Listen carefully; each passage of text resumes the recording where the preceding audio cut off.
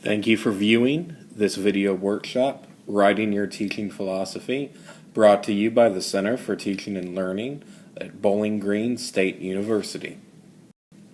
Let's first address the question, what is a teaching philosophy?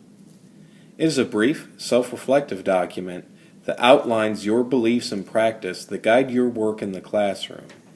It explains your teaching strategies and goals, and it is not a theoretical or conceptual essay, but a narrative of your own teaching. A teaching philosophy is an important part of your dossier or portfolio, along with your CV, research statement, and cover letter. It represents you and your teaching as a faculty member or prospective faculty member. It should be regularly advised and updated during your teaching career, even if you're not planning on applying for different positions. In basic terms, let's look at what a teaching philosophy should be. In length, it is normally 1 to 2 pages, 4 at the very most. It serves as a personal and reflective narrative of your teaching. It provides evidence of your belief of teaching and learning. It is a representation of your own experiences and practice in the classroom. It presents your strength, and it serves as a document that points toward your future growth. And altogether, it serves as an abstract for your teaching portfolio. The basic structure of a teaching philosophy is no different from any basic essay. Include a title, a thesis statement, a narrative, and a summary. There is no set template for a teaching philosophy, but it can help to look at some different examples. What sorts of things should be included in a teaching philosophy? It can include a theoretical framework. Consider the question, what does learning look like? Learning, not teaching. And how does learning take place? It can include instructional goals. What do you want students to learn in your class? In your broader subject matter, whether it's biology or mathematics or history or literature. What do you want your students to learn in their broader university experience? How does your class and your instruction fit into their time at the university?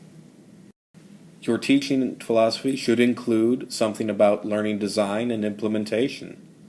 What type of learning environment do you feel you can accomplish your goals in? And what do you think your role is? And what is the role of your students in your course design? Include something about assessment and evaluation. What kinds of assessments do you use? And why do you find that these assessments are effective? Do you prefer tests or projects? What about self-assessment skills for students? What basis do you use for assigning grades in your courses?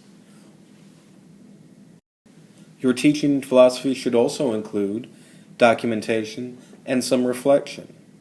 Consider what you have learned about your teaching from examining student work. Refer to any specific artifacts or documents in your portfolio to provide concrete examples of your teaching and student learning. Here are some tips for writing your teaching philosophy. It can help to read some examples first.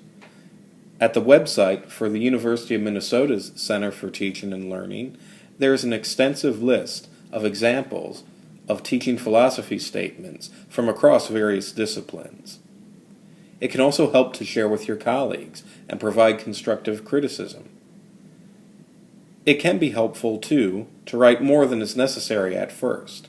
Even though it is a very small document at about 2 pages, it can help to write more and then edit down as necessary. Your teaching philosophy statement is a personal piece of writing. You are allowed to use the first person. This isn't a research article. It's about you. Provide concrete examples.